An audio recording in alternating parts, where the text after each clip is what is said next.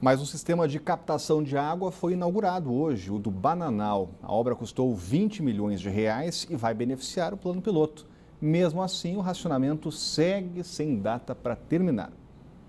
Depois de quase um ano de obras, o sistema de captação de água do Bananal entrou em operação na manhã desta segunda-feira. A obra, que custou cerca de 20 milhões de reais, tem capacidade para captar 726 litros por segundo, o que significa um alívio para os moradores das regiões da Asa Norte, Sudoeste, Cruzeiro e Noroeste. Isso, junto com o período de chuva, permitirá o Distrito Federal regularizar a situação do abastecimento. No local ainda faltam alguns acabamentos, como asfalto, grama, meio-fio e prédios. Mas apesar da obra não estar completamente concluída, o sistema já está operando e vai beneficiar cerca de 200 mil moradores. Já está em operação e vai continuar 24 horas por dia, 7 dias por semana.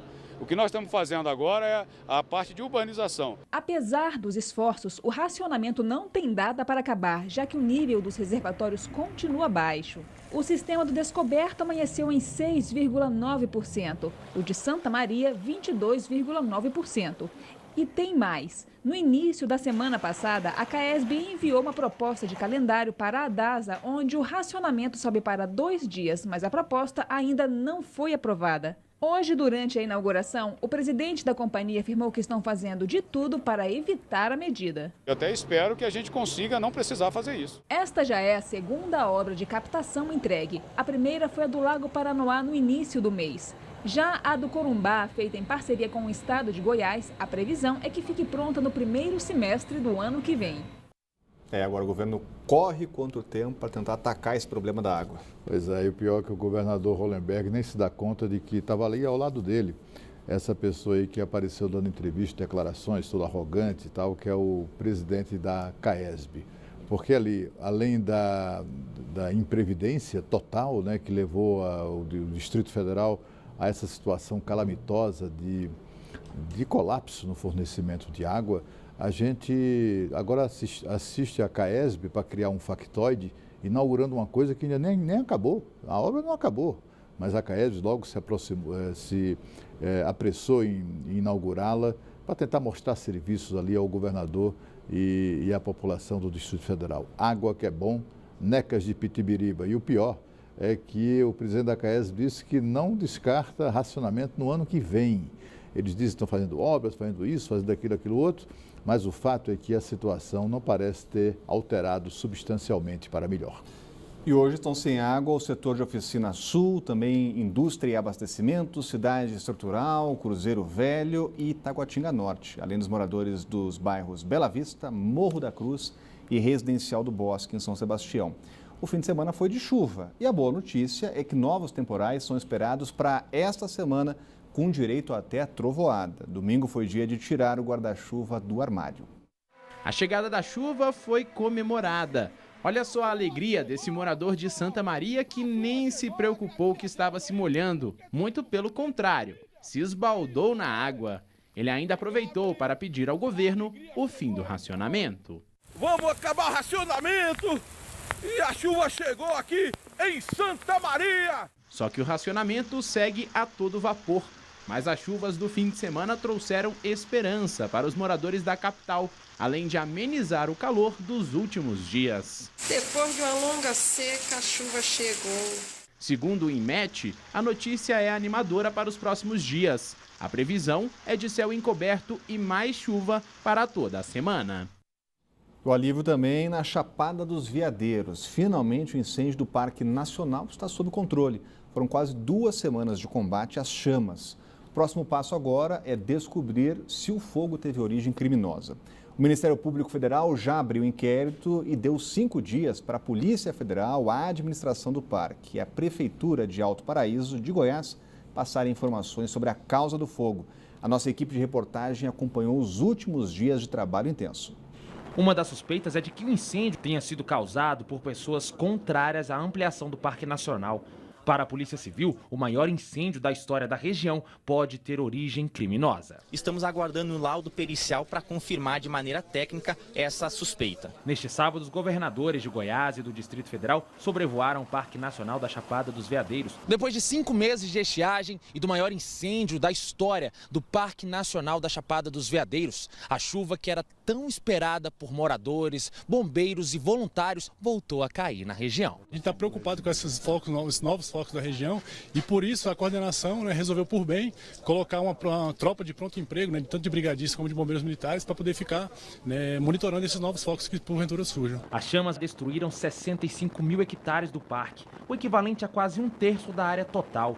A situação preocupa também quem vive do turismo, principal fonte de renda da maioria dos moradores da região. A fumaça vinha até a cidade, era muito complicado de trabalhar, atrapalhou um pouco o turismo também, pessoas que vieram aqui, muitas pessoas decidiram não vir para cá por causa do fogo, né?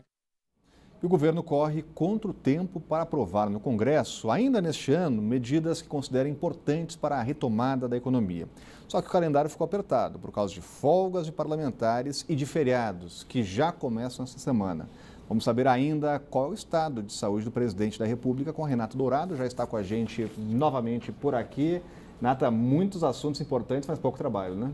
Com certeza, Rodrigo, exatamente, pouco trabalho. Falando um pouco sobre a saúde do presidente Michel Temer, ele recebeu agora há pouco alta do Hospital Sírio-Libanês, ele passou por um procedimento na próstata, está de repouso, deve permanecer em São Paulo por recomendações médicas aí até a próxima quarta-feira. Então, na quarta ou quinta, ele deve retornar para Brasília. Lembrando que hoje ele teria um encontro com o presidente da Bolívia, Evo Morales. Esse encontro foi cancelado, a própria vinda de Evo Morales ao Brasil também foi cancelada exatamente por conta disso. O foco do governo agora é votar a reforma da Previdência. O Congresso entra em recesso no dia 23 de dezembro, então até lá muita coisa deve ser feita, mas pelo menos na Câmara nada deve ser feito essa semana. O próprio presidente da Câmara está viajando, ele viajou aí com 9 deputados, então foi para Israel, Palestina, vai passar por Israel, Palestina, também alguns países da Europa, vão tratar aí de questões de segurança pública. Viagem essa que está sendo criticada não só pelo período em que eles estão indo, porque a gente lembra aqui que muito tempo os deputados ficaram debruçados com relação à segunda denúncia que foi arquivada, então agora seria realmente o momento de ativar aí, de votar, de analisar coisas consideradas importantes. Então essa semana pelo menos nada vai acontecer, eles devem retornar na segunda-feira, no começo da semana que vem, e além do período, né, assim, eles viajarem, embarcarem essa semana toda, também a crítica é por conta aí das despesas. Então o governo vai desembolsar aí, os cofres públicos vão desembolsar cerca de R$90 mil só com diárias, sem falar dos gastos com o avião da FAB, enfim, todos os gastos que uma viagem realmente tem, né? Principalmente com relação a uma viagem como esta. No entanto, o governo está bastante otimista com relação a isso. Hoje mesmo, o ministro da Fazenda, Henrique Meirelles, concedeu uma entrevista à TV NBR e disse que espera que o governo aprove esse ano ainda a reforma da Previdência, porque no ano que vem, segundo ele, é um ano de eleição, de fato, então o foco vai estar voltado para a eleição. Então o governo tem esse otimismo com relação ainda esse ano a aprovar essa reforma da Previdência, não aquela reforma consistente que foi enviada, uma reforma mais desidratada, com alguns pontos específicos. Trabalho mesmo, Rodrigo, deve ser só no Senado, porque está prevista para amanhã a análise polêmica aí com relação ao Uber, ao Cabify, nesses aplicativos aí. Com relação ao Uber, existem alguns pontos específicos, como, por exemplo, prever uma idade mínima, vistoria no carro, ter ficha limpa também para esses motoristas. Aquela grande polêmica que a gente já sabe que está previsto para ser votado no Senado amanhã, e a gente, claro, vai ficar acompanhando. Rodrigo. Obrigado, Renata. Já tem regime de urgência aprovado, Cláudio Humberto, tem história também de placa vermelha, regulamentações de prefeituras, está mexendo com o Brasil.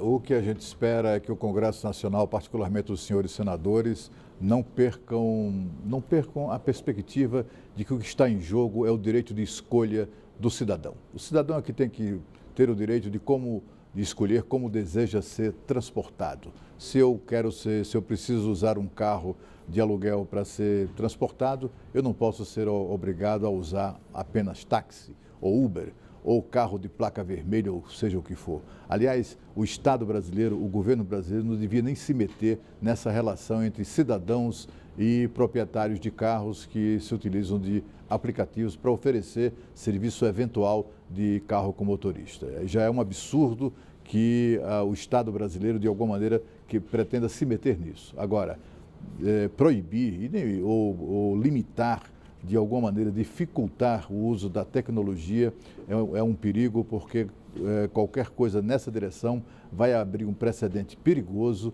para cancelar o uso de aplicativos pelo cidadão para diversos outros serviços, que vão desde aluguel de imóvel por temporada, que concorre com os hotéis, até o aplicativo através do qual você pode pedir a comida de um restaurante. Daqui a pouco, uma ação do Sindicato dos Garçons vai fazer com que se estenda também a proibição ao iFood. Eles daqui a pouco vão querer proibir o Doctor, que é aquele aplicativo que é o Uber dos médicos. Enfim, é uma seara muito perigosa que tem a ver com o direito do cidadão, e o Senado faria melhor se deixasse tudo como está.